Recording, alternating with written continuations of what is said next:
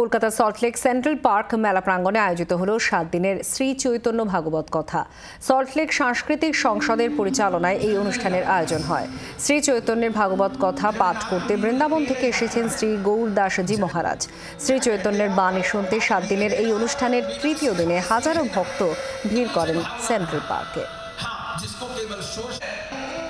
এটা সল্টলেক সাংস্কৃতিক সন্তান 42 বর্ষের সংস্থা আছে। এটা এবার আমরা চৈতন্য মহাপ্রভু উপরে কথা চলছে। আমাদের চৈতন্য মহাপ্রভু আমাদের গৌরদাসজি মহারাজ কথা করছেন, বৃন্দাবন থেকে এসেছেন। চৈতন্য মহাপ্রভু আমাদের বেঙ্গালে জন্ম হয়েছে নবদ্বীপে। ওনাদের 24 বছর উনি নবদ্বীপে ছিলেন। তারপরে 24 বছর পরে এখান থেকে নবদ্বীপ থেকে উনি জগন্নাথপুরী চলে গেছেন, আর ওখানে উনি ঠাকুরের জগন্নাথ ভগবানে উনি ভিতরে চলে গেছে, সমাহিত হয়ে গেছিলেন। তো আমাদের পুরো সল্টলেক থেকে পুরো কলকাতা থেকে প্রচুর লোক, হাজার হাজার লোকের কথা শুনতে এসেছে। প্রচুর অদ্ভুত কথা হচ্ছে, খুব প্রেম স্পর্শ হচ্ছে। আমাদের সল্টলেক সাংস্কৃতিক সংসদ আমাদের সামাজিক সংস্থা আছে। আমরা সময় সময় অনুসার বিভিন্ন সামাজিক প্রোগ্রাম অনুষ্ঠান আমরা অর্গানাইজ করি।